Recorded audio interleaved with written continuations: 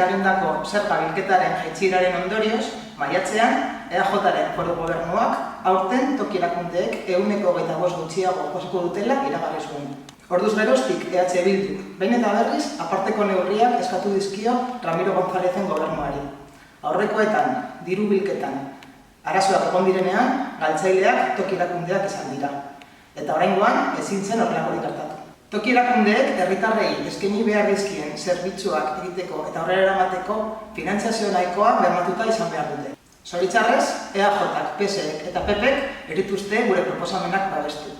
EH Bildu, toki erakundeek alaskatuta eta beti ere adostuta, likidazio negatiboa, hau da, jaitsiera hori 2 urteko epean luzatzeko eta zatitzeko aukera ematea eskatu du. Horrela adostu du Bizkaiko Foru Aldundiak bertako udalerriekin. Araban, aldiz, Foru Aldundiak herrialdeko kuadrilla, udalerri eta kontzejuei aukera bakarra eman die, zorpetzea. Zergatik Bizkaian posiblea dena Araban ezinezkoa da?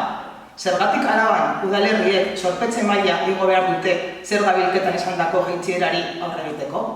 Are gehiago, fiskalitate justo eta progresiboa egiteari uko egin badiote EAJak eta PSek, zergatik galtzaileak toki erakundeak izan behar dira.